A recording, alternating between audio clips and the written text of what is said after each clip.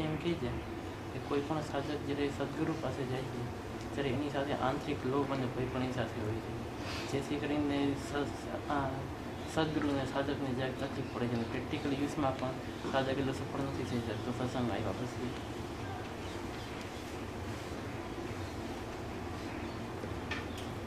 જ્યારે કોઈ સાધક સદગુરુ પાસે જાય છે ત્યારે એની સાથે આંતરિક લોભ પણ ભય હોય છે, જે સાધક પોતે નથી જાણતો. એને કારણે સદગુરુ અને સાધક વચ્ચે જે સત્સંગ થાય છે એમાં સાધકને તકલીફ પડે છે, અને પ્રેક્ટિકલ યુઝ છે વ્યવહારમાં, એમાં પણ સાધક જે સફળ નથી થઈ શકતો સત્સંગ કરી.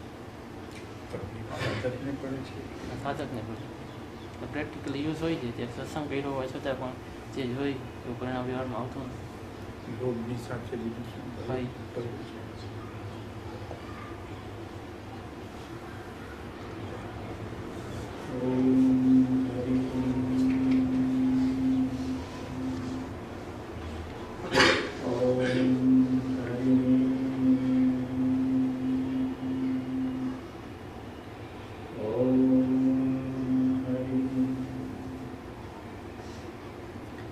સાધક ભગવાન આપણને પ્રશ્ન પૂછી રહ્યા છે. 2500 વર્ષ પહેલા સમર્થ સદગુરુ થયા હતા. એમને પોતાની વાતચીતમાં એમ કહ્યું છે કે સાધક જ્યારે સમર્થ જ્ઞાની સત્પુરુષની પાસે જાય છે ત્યારે ખરેખર તેને પોતાનું કામ કાઢી લેવું જોઈએ, નિકાલ કરી નાખવો જોઈએ પોતાની સમસ્યાઓ, પ્રશ્નો. પરંતુ આવી સમર્થ વિભૂતિ પાસે જ્યારે જાય છે ત્યારે પણ એ પોતાના આંતરિક લોભથી ભરેલો હોય છે,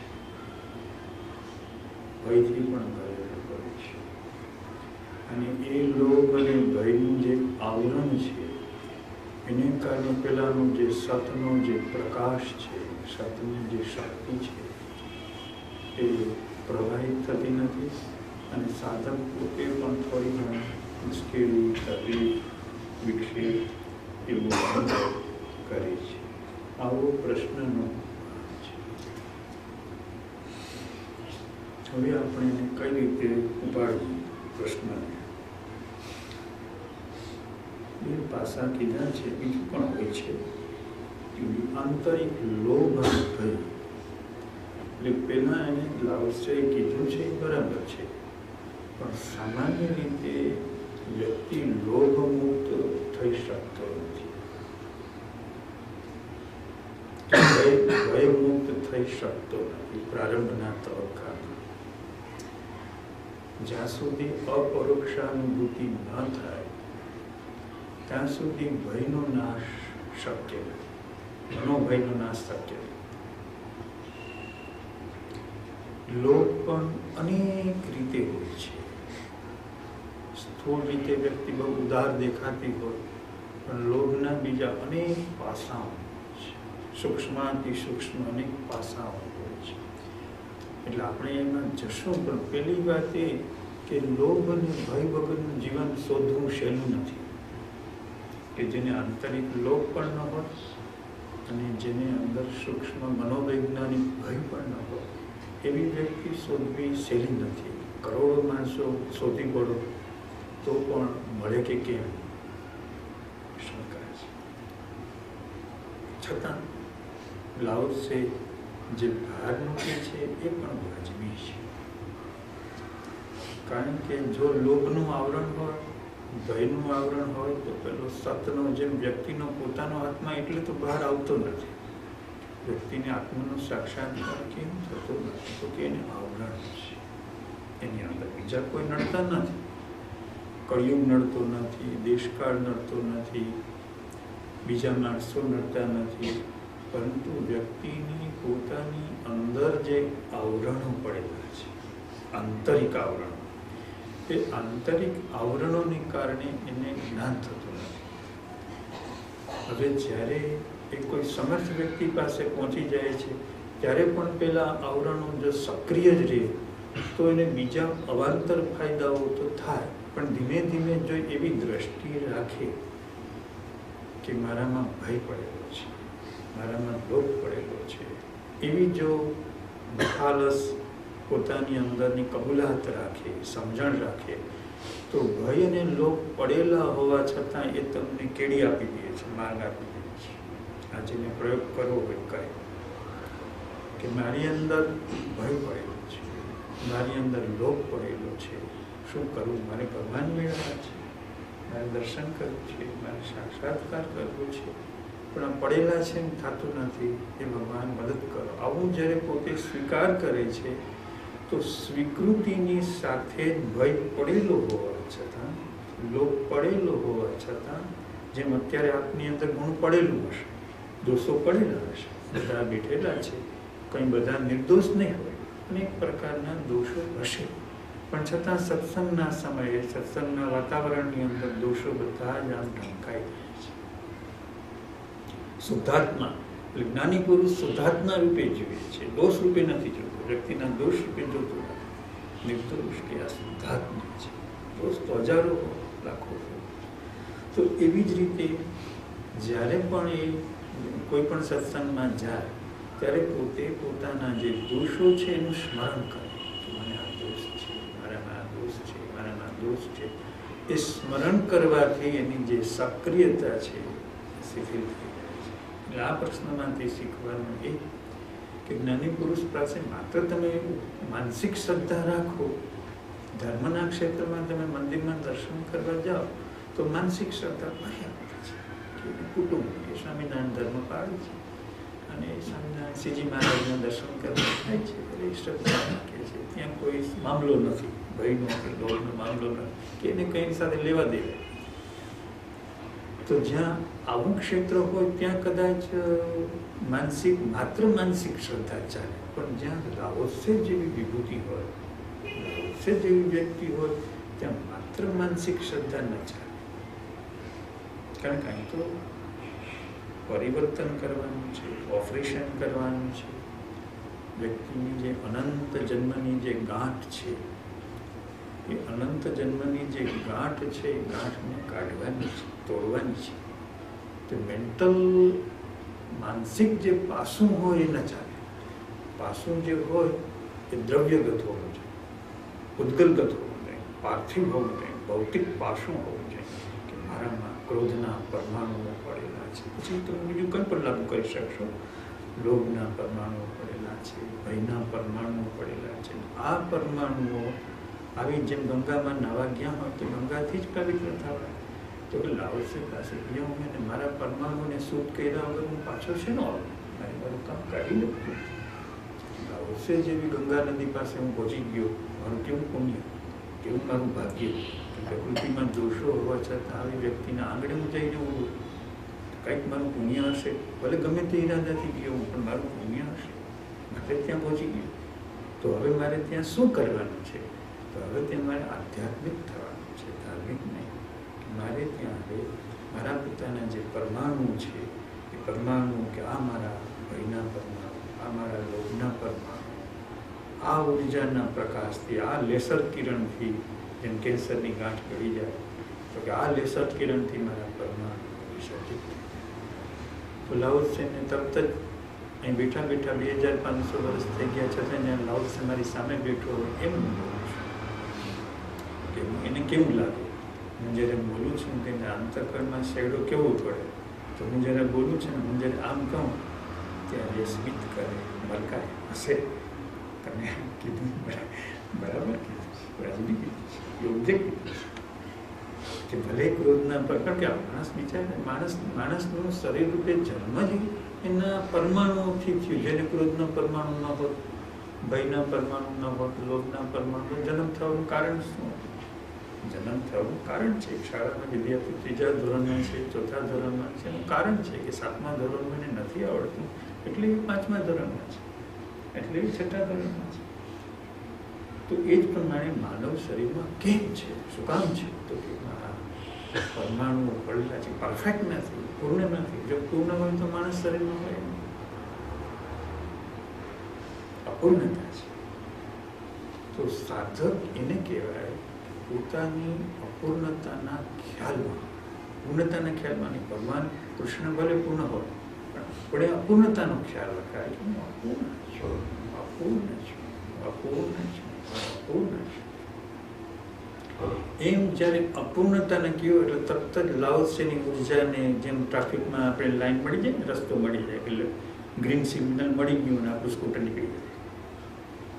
તો લાઓત્સેને ગ્રીન સિગ્નલ મળી જાય, કારણ મને અવસર આપ્યો, ચાન્સ આપ્યો, હું પૂર્ણ છું, હું કોઈ છું, મને બધી ખબર છે, મને બધું આવે છે, હું બધું સમજાવી શકું છું, તો લાઉત્સે ક્યાંથી કામ કરી શકે?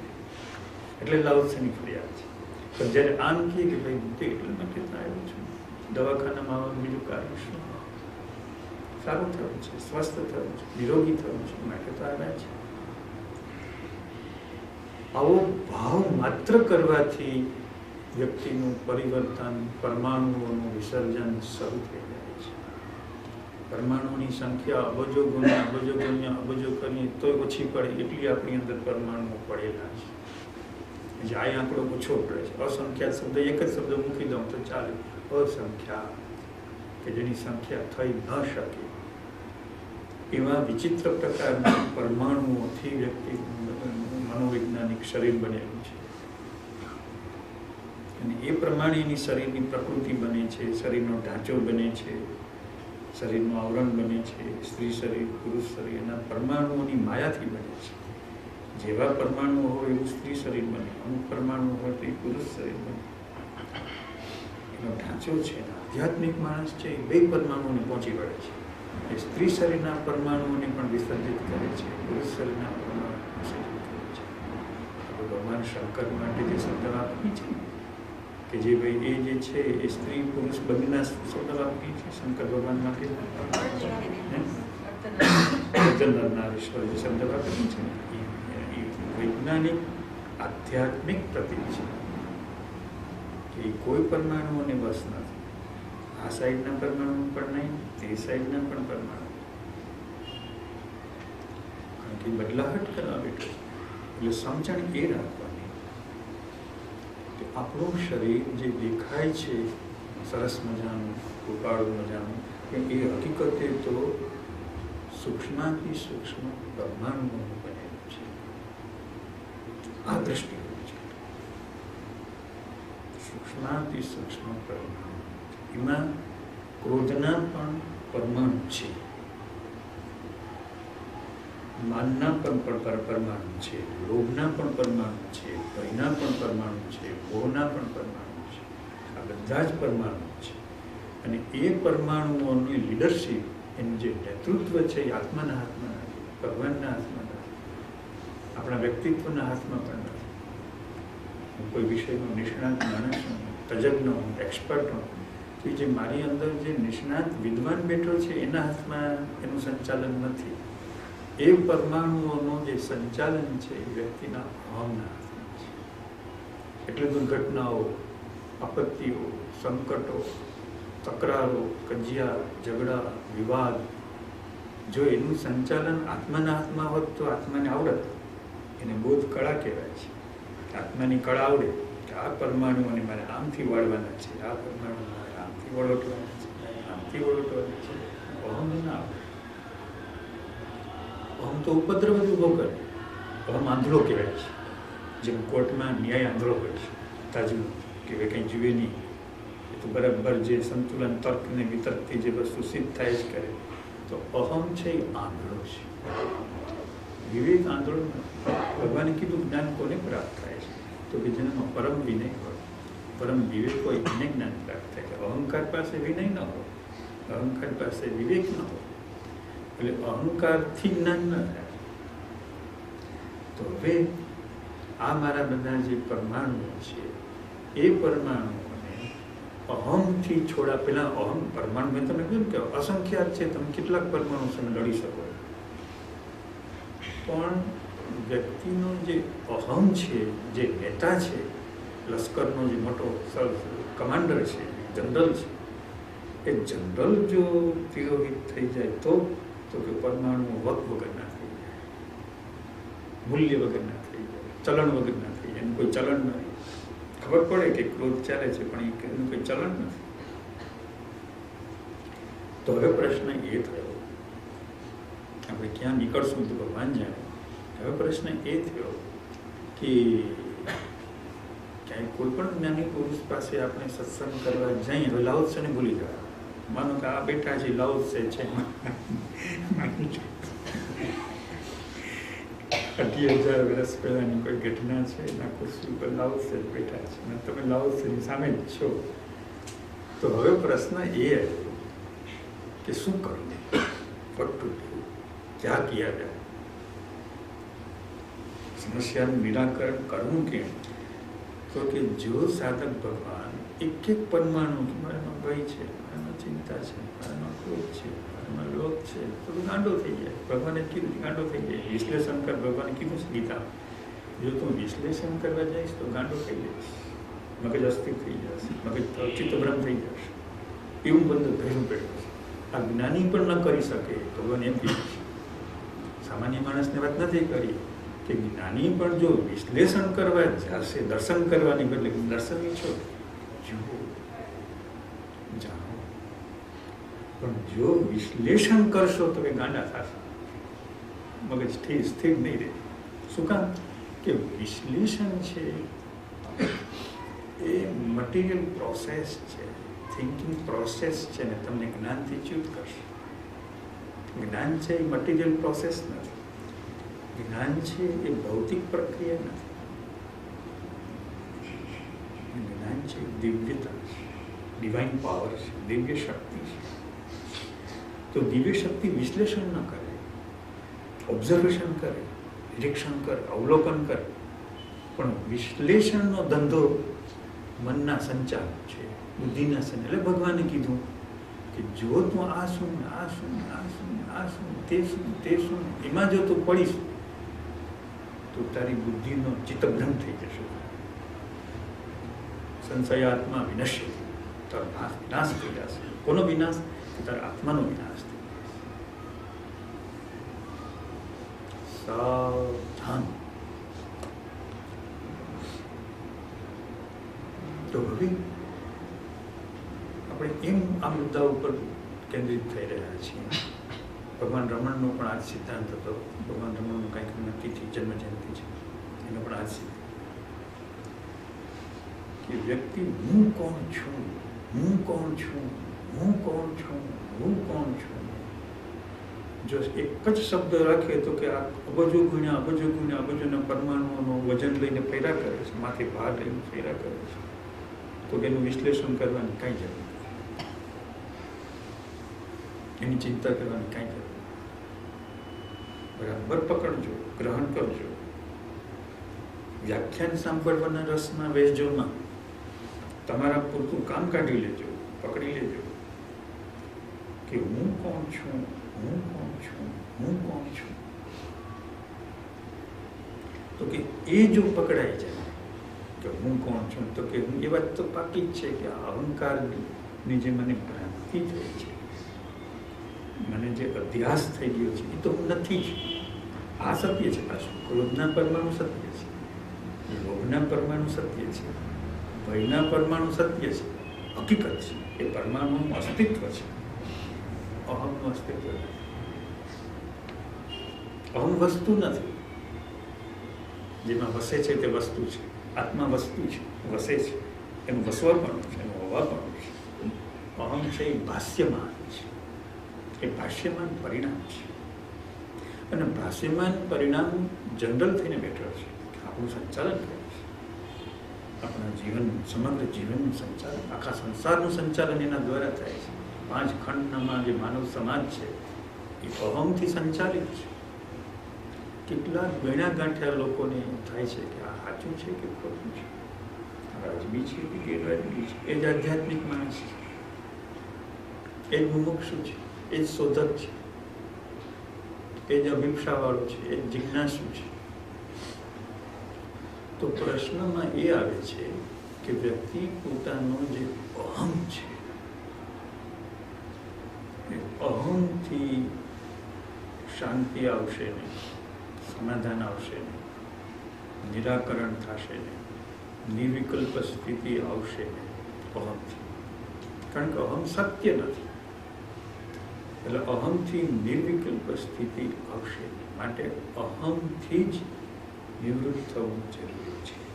એટલે જ્યારે પણ આપણે લાઓત્સેની પાસે બેઠા હોઈએ ત્યારે આપણું જે લક્ષ્ય છે કે મારી અહમની નિવૃત્તિ થાય, મારા અહમની નિવૃત્તિ થાય, મારા અહમની નિવૃત્તિ થાય, તો ઘણા રીતે એક જાતનું સૂક્ષ્મ સંગીત ચાલુ. આપણો શ્વાસ પણ બોલવું, તમારા શરીરના કંપનો પણ બોલવા ફેર ના. આ બધા દુઃખનું મૂળ અહંકાર, જગતના તમામ દુઃખોનું મૂળ અહંકાર. રાત્રે ઊંઘી જાય ગાઢ ઊંઘમાં, તેનો અહંકાર ગાઢ ઊંઘમાં જતો રહે છે, એટલે એ જ એની શાંતિ છે. વહેલી સવારે જેને શાંતિ મળે છે તો તેનો અહંકાર. સાધક ભગવાન જાગૃતિમાં અહંકાર. કોઈ બ્રેન્ટને રમણ ભગવાનને પૂછ્યું કે મારામાં તમારામાં ફેર છે કે કાંઈ ફેર નથી. તમને બધા પગે લાગે છે, દૂર દૂરથી દેશ વિદેશથી મળવા આવે છે, પ્રશ્ન કરવા આવે છે, મોટા જ્ઞાનીઓ મળવા આવે છે, મને તો કંઈ મળતો નથી. તમારા મારામાં કંઈક ફેર તો હશે જ. માનવો હોય તો માનો કે છે. તો શું ફેર છે? તો કે રાત્રે તમે જ્યારે ઊંઘી જાઓ છો ત્યારે ઊંઘમાં તમે પોલ બ્રેન્ટન રૂપે નથી, હું રૂપે નથી. તમારો મનનો લય થઈ જાય છે, બુદ્ધિનો લય થઈ જાય છે, ગાઢ. તો કે હું જ્યારે જાગું છું, તમને જ્યારે તમારા પ્રશ્નનો જવાબ આપું છું, તમારી સામે બેઠો છું, તો ઊંઘમાં જે તમારી સ્થિતિ હોય એ મારી જાગવામાં બસ આ ફેર છે. આપણા બેમાં કોઈ આમ ક્વોલિટીમાં કંઈ ફેર નથી, કોઈ ડિફરન્સ નથી. કે તમે જ્યારે ઘસઘસાટ સૂતા હો અને જેમ અહમનો લય થઈ જાય છે, બાષ્પી ભગવાન જેને થઈ ગયું જેને જતો જ રહ્યો, તો કે એમ અમને જ્યારે તમારી સાથે વાત કરતા હોય ત્યારે અમને એવું લાગતું આ ફેર છે. તો કે આ આટલું બધું મોટો ફેર. એનું કારણ છે કે ઊંઘની અંદર શું હોય છે કે ઊંઘમાં આત્માની જે સત્તા છે એની પણ ગેરહાજરી હોય છે. પણ અમે જ્યારે જાગીએ છીએ ત્યારે અહંકાર નથી હોતો, પણ આત્માની સત્તા છે. જેમ આકાશમાં સૂર્ય સોળે કળાએ ખીલેલો ઊભો હોય, તો કે અમારી આત્માની જે સત્તા છે એ હાજર. બસ તો કે આ જ સાર છે, જીવન તરી જવાનો આ જ સાર છે કે અમારામાં આત્માની સત્તા પ્રવૃત્તિ હોય છે. તમે જ્યારે ઊંઘતા હો ત્યારે અહંકાર નથી હોતો અને આત્મા નથી હોતો. અમે જાગીએ છીએ ત્યારે અહંકાર નથી હોતો, પણ આત્મા તો હોય જ છે. તો હવે આપણે એ લક્ષ્ય રાખવાનું કે જો આપણે જે બેઠા છે આ બ્લાઉઝ છે એની પાસે જો આત્મા હોય તો આપણે એ જ ફિકર કરવી જોઈએ કે આનો જો ઘરાક છું, હું આ વસ્તુ ન ઘરાક છું, મારે આ જ વસ્તુ જોઈએ છે. કે ભાઈ મારે કંઈ ફિલોસોફિકલ બહુ જ્ઞાન જોતું નથી, મનોવૈજ્ઞાનિક મારે હોશિયાર નથી થવું, ડિગ્રી નથી મેળવવી, ગોલ્ડ મેડલ નથી મેળવવી, ઘણા બધા ડિસ્ટિંક્શન માર્ક્સ નથી, 4 માણસને મારે વિદ્વાન નથી થવું, મારે પૂજાવું, મારે કંઈ કરવું નથી, મારે એટલું જ કરવું છે, બસ આટલું જ કરવું છે. તો આ માગતા એવું કહેવાય કે મારો અહંકાર ટળી જાય અને મારો આત્મા છે પ્રગટ. આટલી સીધી સાદી વાતમાં પણ ઘણા ભૂલ કરી બેસે છે. સીધી સાદી વાતમાં પણ ભૂલ કરી બેસે છે કે આપણે મનથી કોઈ જેમ વિદ્યાર્થી મેડિકલ કોલેજમાં જઈને મેડિકલનું જ્ઞાન મેળવે, એન્જિનિયરમાં થઈને એન્જિનિયરિંગનું, લો કોલેજમાં થઈને જેમ વકીલનું જ્ઞાન મેળવે, એમ અધ્યાત્મનું લોકો જ્ઞાન મેળવવા માંગે છે. એ વિષય નથી. અધ્યાત્મ એ વિષય નથી, નિર્વિષય અવસ્થા છે. આ ભૂલ મોટા સાધકોની થાય છે. અત્યારે બરાબર એના પર વજન મૂકી દીધું આ વાતો. આપણે કંઈ આધ્યાત્મિક જ્ઞાન લેવા ભેગા છીએ, માનસિક દ્રષ્ટિએ, બૌદ્ધિક દ્રષ્ટિએ. એ તો વ્યક્તિનું પ્રાપ્તવ્ય છે, એને મળેલું છે, જન્મસિદ્ધ અધિકાર છે, તો પડેલું જ છે. પણ એની ઉપરનું આવરણ ઝાટકવા માટે હું આવ્યો છું, ધૂળ ખંખેરવા આવ્યો છું. આ ઘણો મોટો ફેર પડે છે. જેને આ ફેર પડી ગયો એને સડસડાટ એની અંદરના પરમાણુઓ માર્ગ આપી દે છે, રસ્તો આપી દે. જેને આ ફેર ન પડ્યો એને માર્ગ નથી મળતો. લાઓત્સેને માર્ગ ન મળે. લાઓત્સે સમજી જાય કે મને માર્ગ નહીં મળે, એટલે બિચારો જુદી જુદી રીતે દયામનો થઈને આમ કોશિશ કરે, લાચાર પરવશ, એ મને માર્ગ નથી મળતો, ગેટ નથી મળતો, રસ્તો મને નથી મળતો. તો સાધક ભગવાન પોતે લાઓત્સેને માર્ગ આપવા માગે છે કે નહીં એ સમજી જાય. ઘણી વખત મોટા સત્સંગમાં પણ લોકો સત્સંગમાં ભેગા થાય પણ સત્સંગમાં ખરેખર વસ્તુ જોઈ છે કોને? તો કે જે ધૂળ ઝાટકી નાખવામાં આવે છે, જે પરમાણુઓમાંથી છૂટો થઈ જવામાં આવે છે, તો કે એને પોતે પોતાનું રજિસ્ટ્રેશન યથાર્થ રીતે નોંધાવ્યું કહેવાય, કરાવી લીધું, એને સાચી રીતે નોંધણી કરાવી લીધી. બસ તો હવે એનો પોતાનો નિશ્ચય થઈ ગયો. તો કે હવે જે પ્રકાશ આવશે એ પ્રકાશ સીધી દિશામાં કામ કરશે. જેમ હવે હું પાત્ર ઊંધું નથી, પેલું ઊંધું પાત્ર કહેવાય. તો હવે અહીં આપણે પહોંચ્યા કે વ્યક્તિનો પોતાનો જે અહંકાર જે છે એ અહંકારનો આકાર. હવે અહંકારની પણ ઘણા લોકોની અંદર આમ લઘુતા ગ્રંથિ આવી જાય છે. હું તો અહંકારી છું, હું તો અહંકારી છું, હું તો અહંકારી છું, એવી લઘુતા ગ્રંથિ આવી. પણ અહંકાર હોય જ, જેમ શરીરને શરીરના અંગોપાંગો હોય જ, અહંકાર હોય જ. તો આ લઘુતા ગ્રંથિ બીજા માર્ગમાં એમ કહીએ છીએ કે એની હીનતા ન હોય, એની લઘુતા ગ્રંથિ ન હોય, એની શરમ ન હોય, એની ગોઠક ન હોય, કે અહંકાર હોય જ. હવે જે અહંકાર શરમ વાળો કયો એ સમજી લો. શરમ જેનાથી આપણે ગોઠક લાગે એને પણ શરમ. એ અહંકાર કયો કે જે અહંકારથી આપણી આજુબાજુના લોકો કષ્ટાય, પીડાય, દુઃખી થાય, ચિંતિત થાય, ભયભીત થાય, અશાંત થાય. તો કે એ જે અહંકાર છે એ પાસવતાના બંધવાળો, એ પાસવતાના બંધવાળો અહંકાર. તો અહંકારની ગોઠપ રખાય, એની ચિંતા રખાય, ભયાનક રોગ ગણાય, ક્રિમિનલ. જેમ આપણે સમાજમાં ક્રિમિનલ માણસો હોય ને, તો અહંકાર ભયાનક છે. તો કે એને માટે તાત્કાલિક ઇમરજન્સી વોર્ડમાં દાખલ થઈને પણ કંઈક એના ઉપાયો જે કંઈક કરવા ઘટે એ કરી લેવા જોઈએ. એમાં એમ કે નિરાંતે કરશો એ ના ચાલે.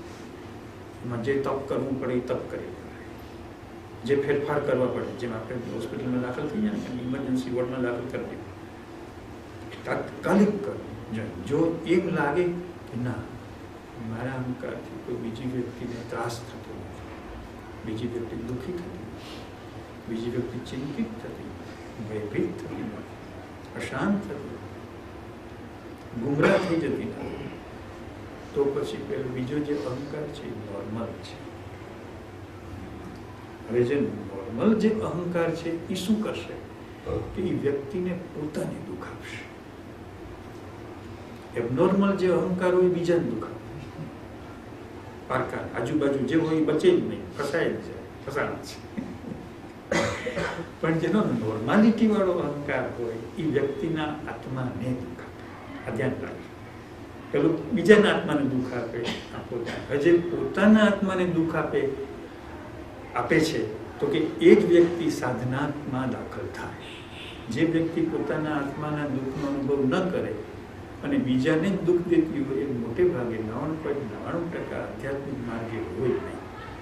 અપવાદરૂપ અપવાદ ક્યારેક બનતા હોય છે અને બીજા કારણો હોય છે, એના કેટલાક એના સિદ્ધાંતો હોય છે, એના પરમાણુના નિયમો હોય છે. તો એ કારણસર કદાચ હોય. પણ જે બીજાને દુઃખ ના આપે ને પોતે જ દુઃખ અનુભવ થયું, બહુ દુઃખ આપે છે, મારો અહંકાર બહુ ત્રાસ આપે છે, બહુ દુઃખ આપે છે. અંદર વધુ ને વધુ પોતાના ક્રોધ આવ્યા કરે છે ને ક્રોધ દબાવવો પડે છે, ચિંતા થાય છે ને ચિંતા દબાવવી પડે છે, ભય થાય છે ને ભય દબાવવો પડે છે.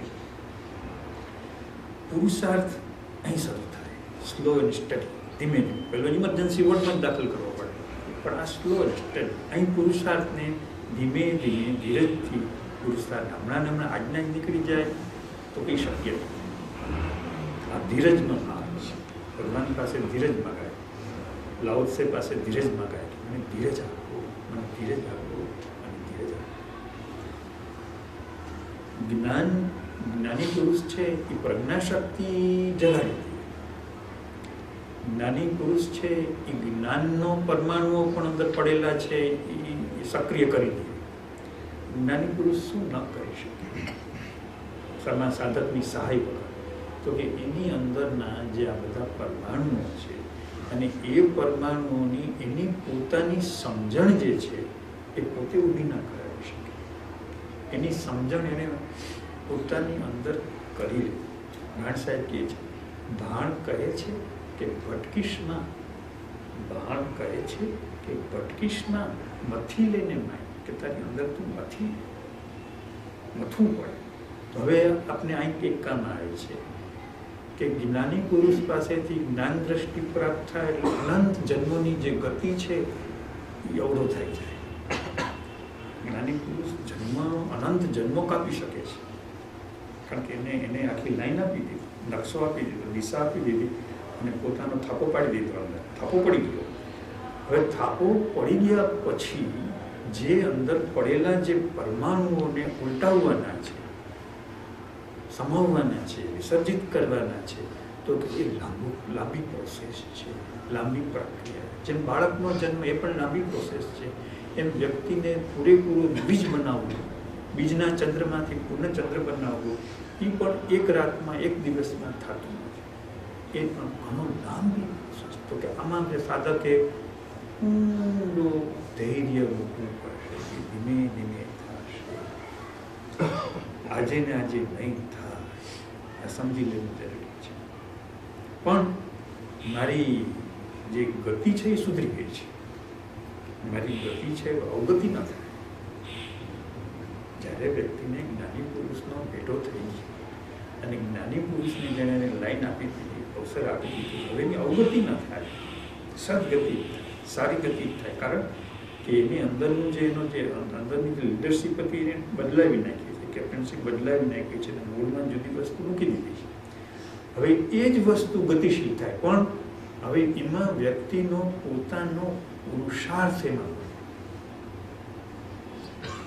સ્વતંત્ર થવાને પુરુષાર્થ કહેવામાં આવે છે.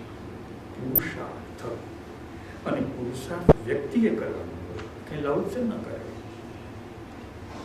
લાવશે છે એ સામેની વ્યક્તિનું જે અજ્ઞાનનું જે અંધારું જે છે ત્યાં એ પ્રકાશ મૂકી દે. પણ પ્રકાશનું આવ્યા પછી, ચિનગારી આવ્યા પછીની જે ચિનગારીની જે કામગીરી છે, તો કે ત્યાર પછી જ પુરુષાર્થ શરૂ થાય. કેટલાક લોકો શારીરિક જગતમાં, માનસિક જગતમાં જે કામ કરે છે એને પુરુષાર્થ કહે છે. પુરુષાર્થ ન કહેવાય, એને વિકાસ કહેવાય. કે આને શરીરનો વિકાસ કર્યો, અને ધંધાનો વિકાસ કર્યો, અને કેળવણીનો વિકાસ કર્યો, અને માનસિક વિકાસ કર્યો, અને આરોગ્યનો વિકાસ કર્યો, એ પુરુષાર્થ ન કહેવાય. પુરુષાર્થ શબ્દ ક્યાં લાગુ પડે છે? કે ઇન્દ્રિયો જે અંદર જે પુરુષ શબ્દ જે છે એ આત્મા માટે લાગુ પડે છે. કે આત્માને માટેની જે ઉર્જા શરૂ થાય, જે શક્તિ શરૂ થાય, એનું નામ પુરુષાર્થ છે. પુરુષ એટલે આત્મા. ભગવાનને પુરુષોત્તમ કીધા છે. પુરુષોત્તમ કેમ કીધા છે? કે એ પુરુષોનો આત્મા છે, માટે પુરુષોત્તમ. કે જેટલા પુરુષો આ સૃષ્ટિ ઉપર થાય છે ને થશે, તો એના કોણ? તો કે પુરુષોત્તમ છે. અને જે સાધક છે એ પુરુષાર્થ કરીને પુરુષ થઈ ગયો છે. એમાં બંને આવે, નર અને આવે, નારી પણ આવે, સ્ત્રી પણ આવે, પુરુષ પણ આવે. પુરુષ શબ્દ માત્ર નર માટે નથી, નારી માટે પણ પુરુષ શબ્દ છે. દ્વંદ છે એ પુરુષ અને પ્રકૃતિ છે. દ્વંદ છે એ નર અને નારીનું નથી, પ્રકૃતિ અને પુરુષ. પ્રકૃતિને નાથવાની છે, પ્રકૃતિને નાથીને પુરુષ થવાનું છે.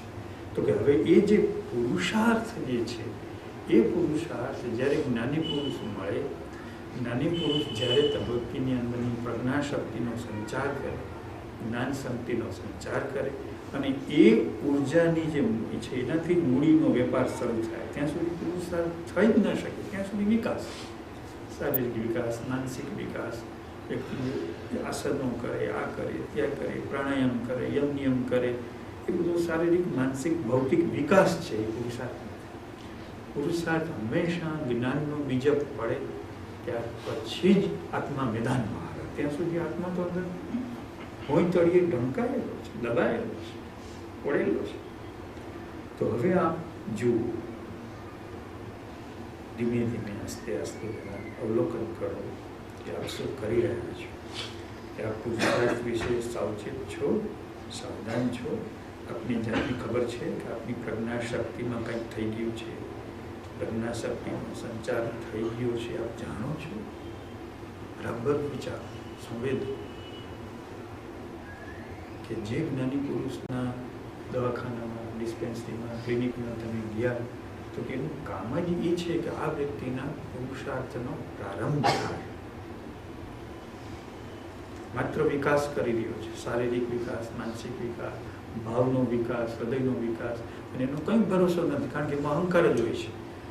આ બધા જે ડેવલપમેન્ટ હોય એમાં શિક્ષણનો વિકાસ કરે, સંસ્કારનો વિકાસ કરે, સંસ્કૃતિનો વિકાસ કરે, એના પડદા પાછળ સારો અહંકાર હોય છે, અસ્મિતાવાળો અહંકાર હોય છે, પણ એ તમને બહાર નીકળવા નથી, ગેટની બહાર જવા નથી, ફેરવા જ કરે, ફેરવા જ કરે, ફેરવા જ કરે.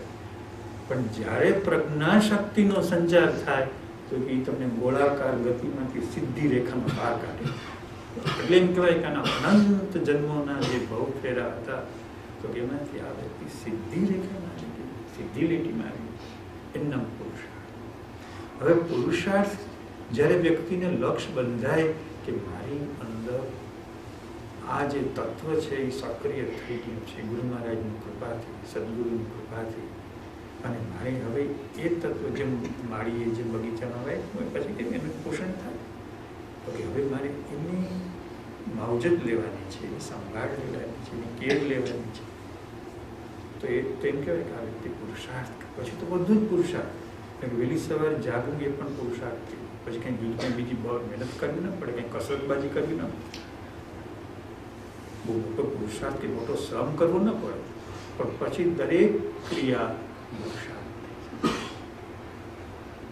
ચલે સો યાત્રા. એ વ્યક્તિ જાય છે બજારમાં શોપિંગ કરવા, એ યાત્રા કરે સો સેવા. એ ઘરના વાસીનું વાળે છે, પણ એ વાસીનું વાળવું એ આત્માનો પુરુષાર્થ. રસોઈ કરે છે પુરુષાર્થ, કે દ્રષ્ટિ છે, ત્યાં લક્ષ્ય છે, અંદર જે વસ્તુ પડેલું છે બીજા એના ઉપર નજર છે.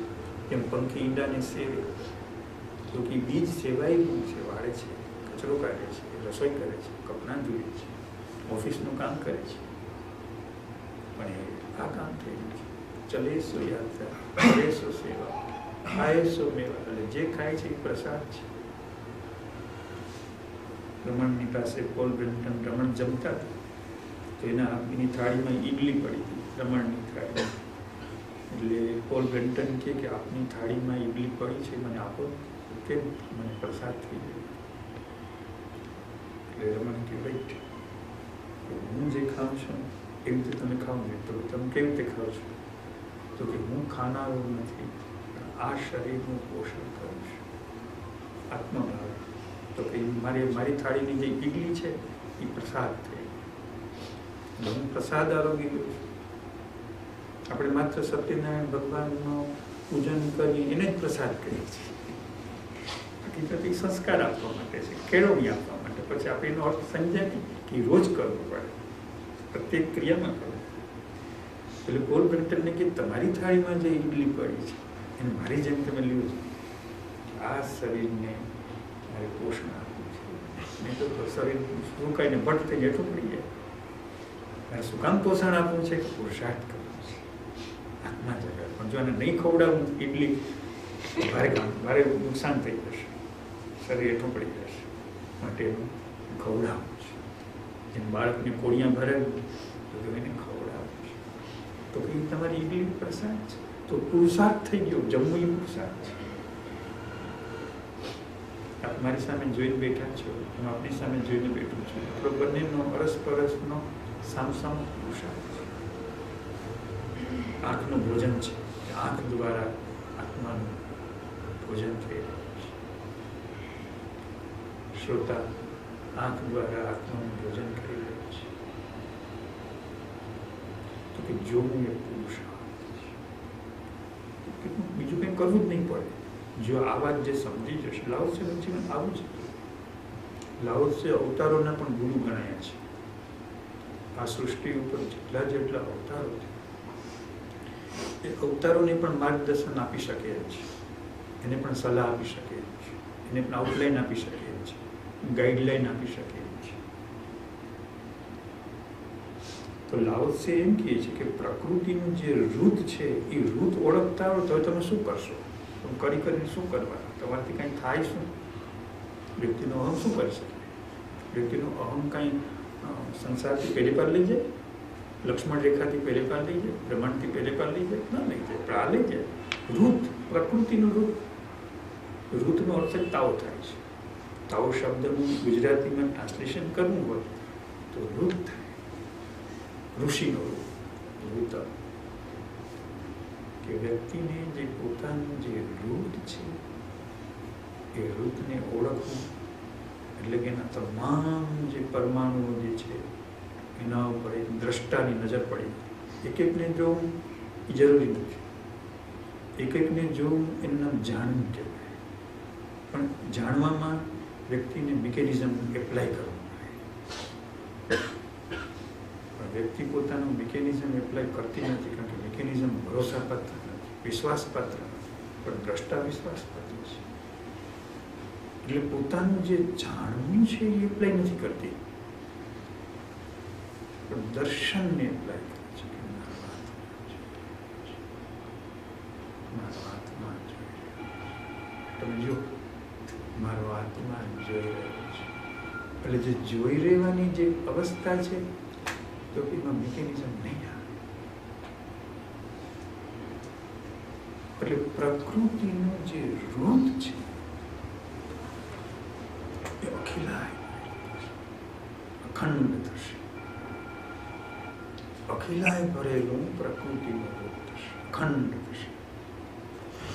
તો કે એ રૂપમાં જે વ્યક્તિ જીવે એના પરમાણુને ખબર ન પડે એમ બધા વિસર્જિત થવા. એમ માત્ર બોજું ન રહે કે મેં આટલું લેસન કહ્યું કે જે રૂતમાં જ રહીએ છીએ, રૂતમાં જ રહીએ. તો કે આ અંતિમ પુરુષાર્થ, છેલ્લો પુરુષાર્થ, હાથીનું પગલું છે. લાઉત્સેની વાત એ છેલ્લો પુરુષાર્થ, હાથીનું પગલું. બીજી કાંઈ નાની કરવા બોલવાની કંઈ વાત જ નહીં. મનની એક્ટિવિટી નહીં. મનની એક્ટિવિટીથી તમે શું ઉકાળશો? કાંઈ નહીં. વિકાસ થશે, પ્રગતિ થશે. પ્રકૃતિનું જે રૂપ છે તાપ છે. એટલે હવે એ રૂપ ક્યાં એપ્લાય કરવાનું છે? વ્યક્તિ પહેલી સવારમાં ઉઠી આંખ ખોલતા જ અંદર મગજની અંદર, મનની અંદર કેટલા દબાણો હોય, રાત્રે શું થયું હોય, મોટા ગુચરમોરીના યુદ્ધો થયા હોય, લડાઈઓ થઈ. તે રૂત છે પ્રકૃતિ. પ્રકૃતિના એ રૂતની સાથે ઉભરાઈ જાય છે. કોઈ દ્રશ્ય જોતો હોય, બહાર કોઈ અકસ્માત થયો કેમ જોયું? પુરુષાર્થ કરે છે, પોતાની અંદરનું જે પ્રકૃતિનું રૂપ છે દર્શન કરે છે. ઉઠતા જ પ્રારંભ, પછી અંતિમ પરિણામ એ આવશે, ઊંઘી ગયો હશે તો પ્રકૃતિના પરમાણુઓ ઊંઘમાં પરમાણુઓ પુરુષાર્થ કરે છે. પરમાણુ પોતે ઊંઘમાં પુરુષાર્થ કરે. લાઉત્સે જેટલું દિવસમાં જેટલું ન કરે એટલું ઊંઘી જાય. ઘસઘસાટી લાઉત્સે ઊંઘતો હોય અને કોઈ બીજો લાઉત્સે એના પલંગ પાસે ઊભો હોય, તેને લાગે એક એક ઊંઘના એક એક સ્પંદનમાં, એક એક પળમાં જબરજસ્ત કામ થઈ, સર્જન થઈ રહ્યું છે, ક્રિએશન થઈ રહ્યું છે. તેના પરમાણુ પલટી ખાઈ રહ્યા છે. એટલે કેમ કે એનું જે પ્રકૃતિનું રૂપ છે એની અંદર પડેલું અતિન્દ્રિય જે તત્વ જે છે, કે અતિન્દ્રિય તત્વ જે આવરણ વગરનું છે, તો એને લાઈટ આપી રહ્યું છે. એને ઊંઘના પરમાણુને લાઈટ આપી રહ્યું છે, એને પ્રકાશ આપી રહ્યું છે, ઉર્જા આપી રહ્યું છે, ઉષ્મા આપી રહ્યું છે, શક્તિ આપી રહ્યું છે. એટલે ઊંઘે છે અને વધારે સારું કામ થાય. કારણ કે જાગૃતિમાં તો ભલે જ આછો પાતળો સંસ્કારેલો ડાયો ડમરો પણ અહંકાર તો હોય જ, બુદ્ધિની સાવધાની તો હોય જ. મને ગોઠણ દુખતો હોય તો મારું લક્ષ તો ત્યાં જાય કે ગોઠણ દુખે છે, મને મણકો દુખે છે, લક્ષ તો ત્યાં જાય. અને વ્યક્તિ શું છે? ફ્રેગમેન્ટ, કપાઈ ગઈ, ઉર્જાથી કપાઈ ગઈ. જેમ બે માણસ અંદર બાજી પડે ને કેમ સામસામા કપાઈ ગયા, માનસિક ભાવથી કપાઈ ગયા. અંદર શક્તિ કપાઈ ગઈ, પછી ઊંઘી ગઈ છે. હવે એને અંદર ગોઠણમાં કંઈ દુખે છે એનું લક્ષ નથી, મણકો દુખે છે ત્યાં લક્ષ નથી, માથું દુખે છે, કંઈ પણ થાય છે. એટલે બધું જ રૂપ છે એના સ્વભાવ, એની ઇકોલોજી છે. હવે એ એના સ્વભાવમાં છે, અહંકારની વિકૃતિ નથી. અહંકારનો દોષ નથી. અને અંદરનું જે ચેતનનો જે પ્રકાશ, સચ્ચિદાનંદનો જે પ્રકાશ છે, તો એ પ્રકાશ ના ઉપર પડે છે. તો દિવસની જાગૃતિ કરતાં પણ જ્ઞાની પુરુષને રાત્રિમાં કામ કરતા ઊંઘમાં વધારે થાય. હવે ભગવાનનું વાણી યાદ કરો કે મારો લોભી જગત આખું જ્યારે ઊંઘતું હોય છે ત્યારે જાગતો હોય છે. મારો લોભી જગત આખું જ્યારે ઘસઘસાટ ઊંઘતું હોય ત્યારે જાગતો હોય છે. અને જગત આખું જ્યાં જાગતું હોય તો એને ઊંઘી ગયું હોય છે. આ મર્મ છે, આ રહસ્ય છે કે જગત આખું ક્યાં જાગે છે? તો અહંકારમાં જાગે છે, પોતાના લક્ષ્યમાં જાગે છે, પોતાના હેતુમાં જાગે છે, પોતાના લોભમાં જાગે છે, પોતાના માનમાં જાગે છે, પોતાની પ્રતિષ્ઠામાં જાગે છે, પોતાની મનોવૈજ્ઞાનિક સમસ્યાઓમાં જાગે છે, પોતાની ચિંતાઓમાં જાગે છે, પોતાના પ્રશ્નોના પતાવટમાં જાગે છે. તો કે યોગી ત્યાં મૂર્છિત છે, ત્યાં મરેલો છે. મરો રે મરો જોગી કોઈ મરો, મનથી મરો. તો ત્યાં જે છે એ સુતેલો દેખાય છે. અને જ્યાં કોઈ સમસ્યા જ નથી, જ્યાં પ્રશ્ન જ નથી, ત્યાં પૂરેપૂરું જાગેલું છે. તો એ જાગરણ છે એ કામ કરે છે.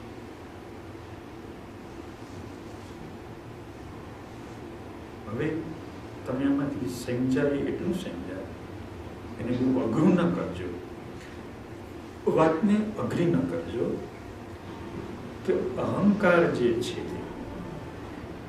એ જ્યારે કોઈ જ્ઞાનીના સંપર્કમાં આવે ત્યારે એનું ફ્રેક્ચર થઈ જાય છે અને એને પેરેલલ સમાંતર ઋતુંભરા જે પ્રજ્ઞા છે તો એનો ઉદય થઈ જાય છે, એનું જાગરણ થઈ જાય છે.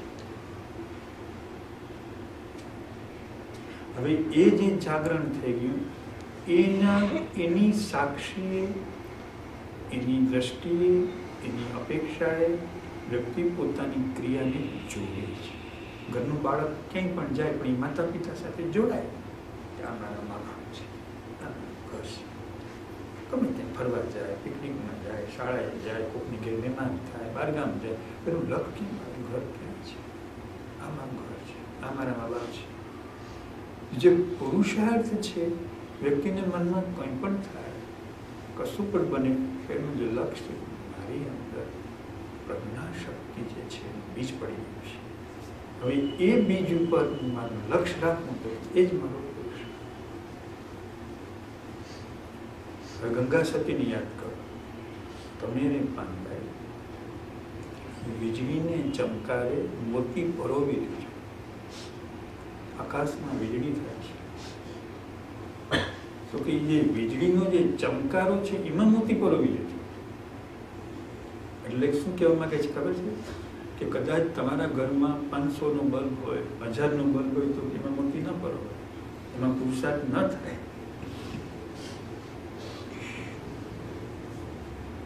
વીજળીનો સ્પાર્ક, જે પ્રજ્ઞાનો જે સ્પાર્ક છે એમાં મોતી પરોવો, એટલે કે એમાં પુરુષાર્થ કરો.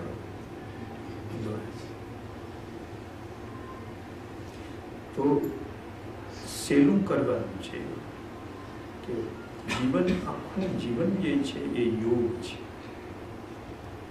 આખું જીવન યોગ છે. લોકો એમ માને છે કે શાળાએ જવું, આશ્રમે જવું, સત્સંગમાં જવું એ યોગ છે. મારી ફેક્ટરી એ યોગ છે, મારી દુકાન એ યોગ છે, મારું દવાખાનું યોગ છે, મારું ગૃહસ્થાશ્રમ. હવે જે ત્યાં જો વિસ્મરણ કર્યું પછી એને આશ્રમ બહુ ફળે નહીં, પછી શિબિર એને ફળે નહીં, પછી એને સ્વાધ્યાય વાંચન એને ફળે નહીં. કારણ કે જે જગ્યાએ એને મોતી પરવવું નહીં.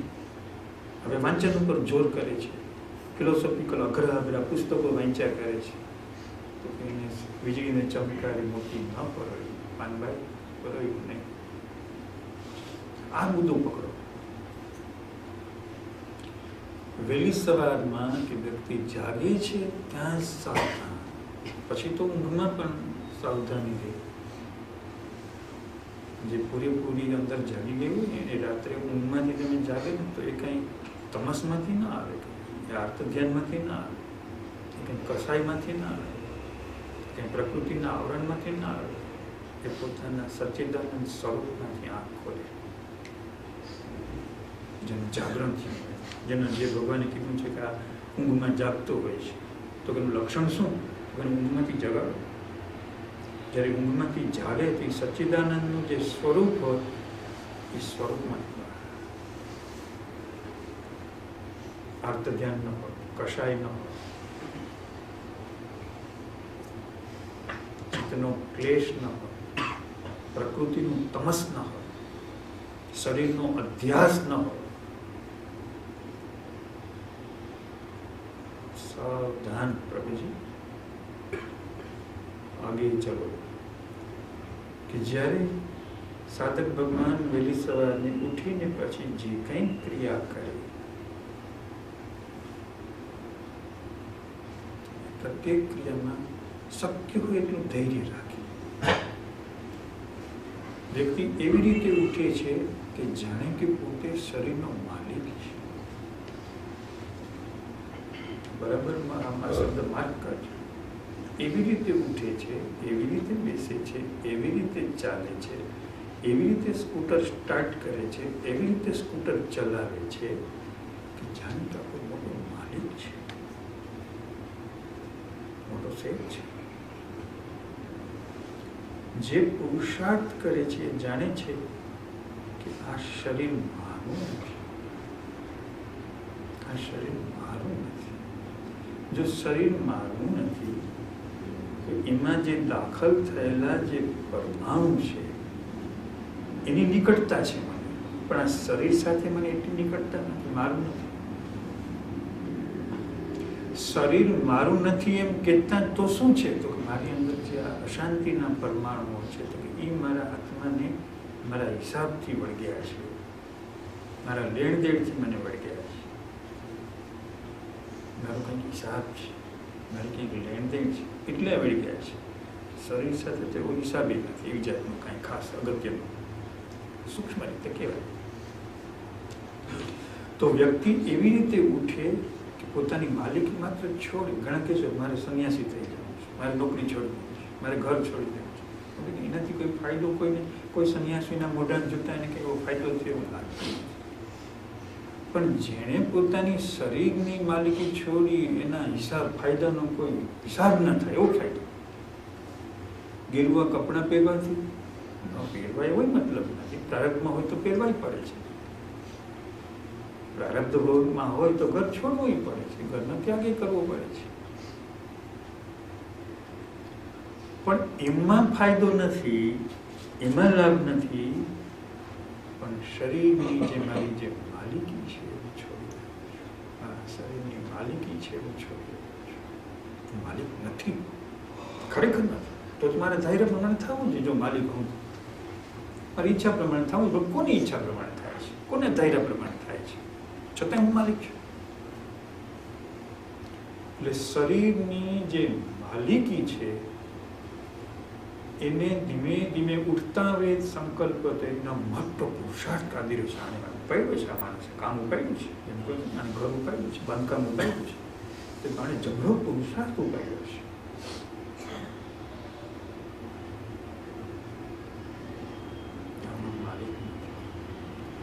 હવે એમાં એનું પરિણામ શું હશે ખબર છે? હું માલિક નથી એમ કહેશો, પેલો ઊંધો ઊંધો મોટો મોટો બહુ મોટો ભાઈ થઈને બેઠો છે ને અહંકાર, એને એનો ગળો ચીપાવશે. તમે એના ઉપર સામે સીધી લડાઈ નથી કરતા, અહમની સામે સીધી લડાઈ નથી કરતા. માલિક ક્યાં છે? હું તો દાસનો દાસ છું, હું તો દાસનો દાસ છું. માલિક ક્યાં છે?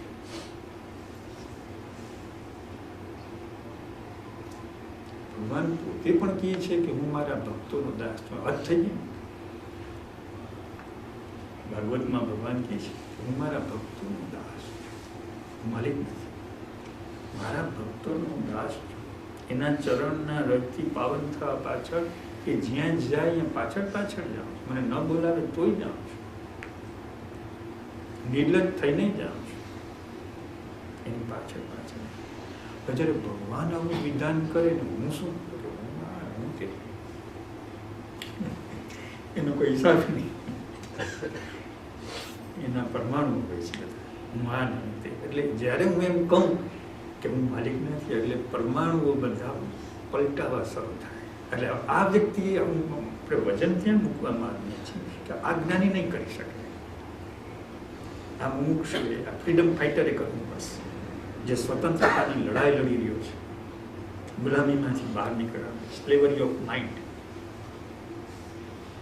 જે મનની ગુલામીમાંથી છૂટવા માટે જે બહાર આવી રહ્યો છે, એણે આટલો શેરિંગ, આટલો સાથ, આટલો સહકાર,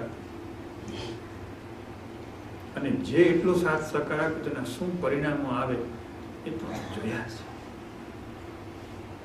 એના શું પરિણામો આવે? પહેલાથી ગતિ સુધરી ગઈ, ગતિ સુધરી ગઈ.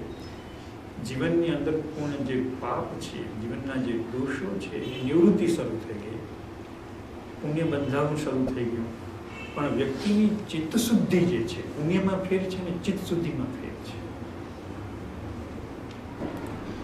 પુણ્ય છે એ ભૌતિક પરમાણુ રૂપે જમા થાય છે. બેંક બેલેન્સ જેમ પાસબુકમાં જમા થાય એમ જમા થાય છે, એના પરમાણુ જમા થાય છે.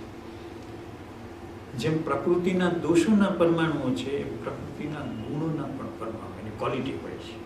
આ જ્ઞાન ચરો જોઈતે ખબર પડી જાય. આજ સવારે કહેવા હતા મુંબઈથી કોઈ કથા કર્યા હતા, તો આકૃતિ આમ કથાય તો કે હું આખા અરબ કન્ટ્રીઝમાં બધી ભાગવત કથા કરવા ચરો મોરો બધો પણ બહુ પુણ્યાત ના લાગો છે.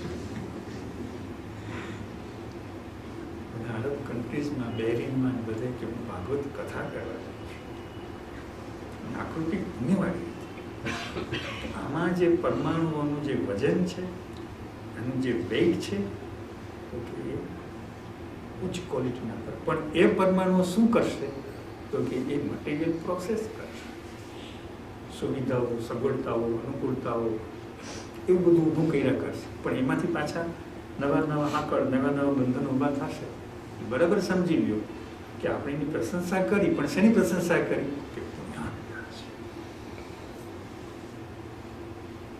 આનંદ આવે, મજા આવે, બેસવું, મળવું, વાત કરવું, કે જ્યાં જશે ત્યાં સુખ ફેલાવશે, સુખ આવશે. પણ એમનાથી પુરુષાર્થ એ પુણ્ય પુરુષાર્થ નથી, એ પ્રજ્ઞાનો પુરુષાર્થ નથી. પુણ્ય એ કર્મનો પુરુષાર્થ છે. પુણ્ય એ અહમનો પુરુષાર્થ છે. રૂપાળો અહમ, મુલાયમ અહમ, અસ્મિતાવાળો અહમ, એનો પુરુષાર્થ છે. એને પુરુષાર્થ ન કહેવાય, એનો વિકાસ કહેવાય. વપરાય છે, વ્યવહારમાં વપરાય છે, પણ ખરેખર એનો મિનિંગ નથી. તો કે એના અહમનું ડેવલપમેન્ટ છે, એની મનોભાવનાઓનું ડેવલપમેન્ટ છે, પ્રકૃતિના સારા ગુણોનું ડેવલપમેન્ટ છે. પણ એનાથી શું નહીં થાય? તો કે ચિત્તની શુદ્ધિ નહીં થાય. તો કે ચિત્ત એટલે શું ને શુદ્ધિ એટલે શું? આત્માના પુરુષાર્થમાં કોઈ પણ જ્ઞાની પુરુષને તમે મળશો એટલે કે ચિત્ત શુદ્ધિ કરવી પડશે. હું તમારા આશ્રમમાં 10 વર્ષ રહેવા માંગુ છું, 10 વર્ષમાં મારે તમારી ચિત્ત શુદ્ધિ કરવી પડશે. એમ નહીં કે હું તમને પુણ્યને માર્ગે લઈ જઈશ, હું તમારી પાસે શુભ કરાવીશ. મારે તમારા ચિત્તની શુદ્ધિ કરવી પડશે. મને સારું હોય, એનો કોઈ વ્યવહારનો દોષ ન કાઢે, એનો કોઈ દુર્ગુણ ન હોય, એને અભ્યાસ ન મળે, બધી જગ્યાએ યશ જ મળે, બધા એના વખાણ જ કરે, એનો ટીકા કરવાવાળો કોઈ મળે જ નહીં. પણ સત્પુરુષ એમ કહેશે કે મારે ચિત્ત શુદ્ધિ કરવી પડશે. બહાર તમને કંઈ મેલું ન દેખાય, કંઈ ગંદુ ન દેખાય, બધું સ્વચ્છ, નિર્મળ, વધારે નિર્મળ